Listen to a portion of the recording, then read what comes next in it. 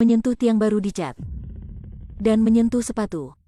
Logo 3 lini Adidas. Sudah lahir begitu. Tahun 1924, seorang tukang sepatu bernama Adi tiap hari rajin meneliti sepatu dan mencoba berlari. Dia bermimpi, atlet-atlet di dunia akan memakai sepatunya.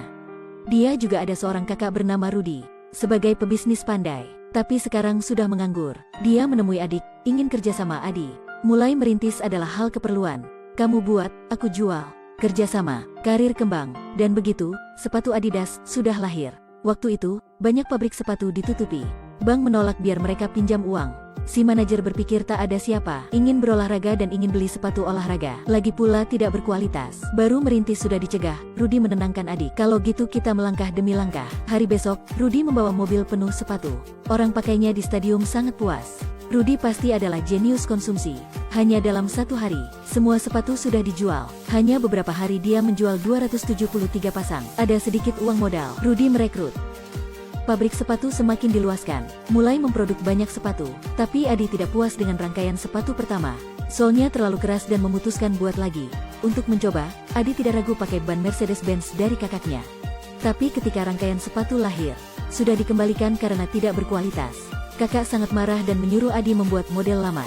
Jangan boros waktu meneliti lagi. Tahan dan baik adalah ideal. Betul, meneliti yang baru tidak boleh terpisah dengan konsumsi. Ketika berbisnis semakin kuat, hampir semua atlet di Jerman memakai sepatu mereka. Keduanya menikah sama. Adi sudah membuat sendiri sepatu untuk istrinya. Untuk terus menyebarkan pasaran, kakak membawa Adi ke bank untuk membahas. Tapi Adi tidak pandai berbicara jadi menolak. Untungnya, istri Adi sudah membantunya. Setelah itu kakak dan istri Adi sukses meminjam modal. Dan keakraban berlebihan itu sudah diperhatikan Adi dan kakak ipar. 10 tahun berlalu, mereka menjadi wakil terkenal dalam bidang kerajinan tangan. Presiden negara memotong pita untuk mereka. Pabrik kecil menjadi pabrik besar. Penjualan tiap tahun mencapai 200.000 pasang. Hari itu istri tanya Adi, bisakah membuat sepatu olahraga kecil begini? Adi segera paham, senang peluk istri. Tapi ketika keduanya memberitahu kakak dan kakak ipar, tunjukkan mereka tidak senang. Hari itu, kakak ipar menyaksikan Rudi dan istri Adi di sungai.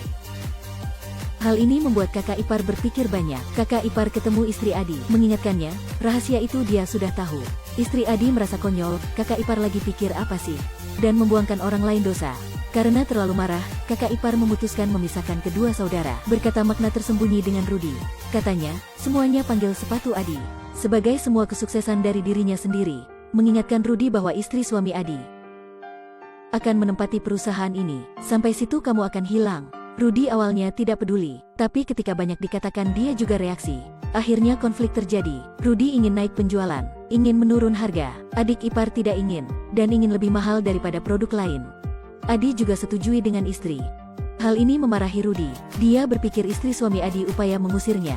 Segera menghina adik ipar marah keluar. Adik mengingatkan kakak, jangan ada kali kedua. Setelah itu keduanya membahas menjadi sponsor Olimpiade. Dengan dominasi Nazi Jerman, Rudi ingin Adi memsponsor tim nasional, dan berharap menjadi merek dipakai untuk atlet-atlet nasional. Tapi Adi adalah seniman. Dia berharap sepatunya dipakai oleh kejuaraan, dan tujuannya adalah seorang atlet hitam. Rudi menghina Adi, kali ini bukan adik memutuskan. Tapi Adi masih diam masuk stadium. Adi ingin memsponsor sepatunya untuk atlet-atlet hitam. Orang hitam dicintai jadi takut. Mencoba sepatu, pasti sangat ringan. Adi menang pertaruhannya, atlet hitam itu sudah mendapat medali emas. Tapi di sampingnya adalah surat henti operasi. Nazi Jerman ingin berkat Olimpiade, membuktikan darah unggulan orang Jerman. Dan Adi buat begitu, jadi atasan marah. Keduanya mencari hubungan bantu. Menteri menyuruh mereka, siapa melawan Nazi Jerman akan dihilangkan. Sebagai orang Yahudi, Rudi mencegah hal penutupan pabrik. Setujui permintaan menteri. Setiap bulan memproduksi Nazi Jerman 6.000 sepatu mendukung militer. Dan karena di Perang Dunia Kedua, Rudi berkat nama Nazi Jerman untuk memecat pekerja ikut partai lain. Waktu itu pekerja anggur berarti harus ke medan perang. Adi mendukung pekerja tidak patuh. Dan waktu itu mereka diperintahkan masuk tentara. Keduanya harus ada seorang masuk. Kakak ingin Adi tidak ingin.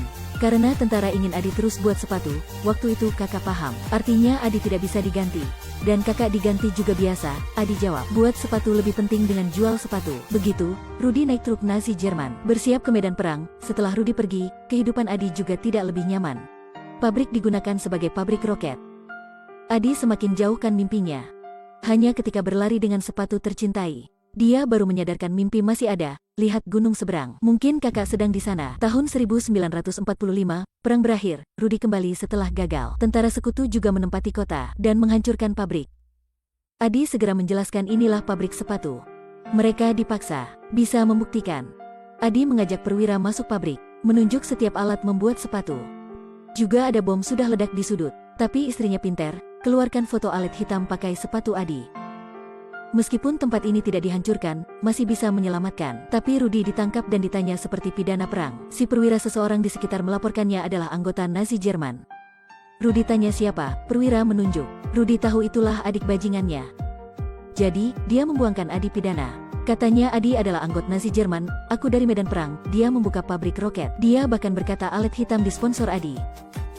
Baru mendapat kejuaraan, begitu Adi juga ditangkap. Keduanya mulai saling gigit, sampai ketika sampai rumah, mulai bertengkar. Kakak ipar mengumumkan kabar, anak Adi sebenarnya anak Rudy. Adi terkejut ketika mendengar, sampai sekarang, keduanya tidak bisa akur lagi, mulai dipisah. Pabrik juga dibagi menjadi dua pihak, mulai ambil alat-alat. Rudy mengambil semua tim sel dan informasi pelanggan. Adi mengambil tim teknis. Kedua pihak tidak terlalu nyaman. Rudy mencari tukang sepatu lain. Dan Adi juga mencari pelanggan. Ada produk tidak ada pesanan. Untungnya istri tahu jual sudah kembali. Setelah masalah, Adi percayanya. Tahun 1948, Adi memakai namanya, ditambah 3 kata dalam nama, menjadi Adidas sekarang, dan kakaknya Rudy, memakai nama Rudas. Setelah itu menjadi Puma. Ketika Adi ke stadium, melihat model sepatu barunya, sangat mirip dengan produk Rudy. Untuk membuktikan, Adi segera bergagas, menyentuh tiang baru dicat. Logo 3 lini pertama Adidas. Begitu lahir, kali ini selesai, logonya baru muncul. Puma juga muncul di kota. Hal lebih kaget, Rudy memakai desain palu anti licin Adi. Mencuri maupun berkata tidak adil. Sampai malam, pekerja kedua pihak hampir pukul-memukul. Hari berikutnya, Adi mendapat informasi. Semua tim sepak bola memakai Puma. Dia segera menemui pelatih tim sepak bola tapi terlambat. Dan Rudy sedang berbicara sama pelatih tim nasional. Dia ingin pakai $100.000 membeli kotak sepatu. Rudy tidak puas. Keduanya tidak kerjasama. Pelatih pindah arah ke Adi. Harga masih begitu, tapi Adi setujui. Bahkan menyediakan sepatu anti licin model baru. Tim sepak bola Jerman adalah tim bermimpi. Kebetulan sangat mirip Adi. Pasti, pertandingan bola melewati kebayangan orang-orang. Tim Jerman meledak langsung masuk final. Finalnya sama Hongaria, pelatih dan Adi bercanda. Jika hujan, biarkan pemain pakai sepatu anti licin. Akan menang, hasilnya hujan lebat turun. Adi ke kamar ganti. Pelatih dan pemain tim melihat rambutnya basah dan memuji. Sepatu anti licin dibawa ke lapangan. Momen ini Adi sudah menunggu 30 tahun. Tim Jerman pakai sepatu Adi sudah menang. Adi mendapat reputasi juga keuntungan, kembali kamar ganti. Ada satu catatan di meja, adalah kata memberkati dari Rudy. Baguslah, adikku. Waktu itu Adi menyadari dirinya bisa kerja sama tim nasional. Bukan yang terlalu susah dipercayai. Kakak sudah pakai kebaikannya waktu muda. Tidak merusakkan penghargaan diri adiknya. Sambil membantu Adi, keduanya sejak itu membawa 2 merek besar ke dunia. Sampai sini berakhir filmnya. Satu orang peduli penjualan, satu orang peduli kualitas, pisah mungkin adalah cara terbaik. Dan kakak Rudy dilaporkan adalah anggota Nazi Jerman. Itu dibuat istrinya, ingin memisahkan keduanya. Dan anak Adi adalah anak Rudy tidak? Tidak ada siapa tahu, karena teknis tes DNA tahun 1984 baru dilahirkan.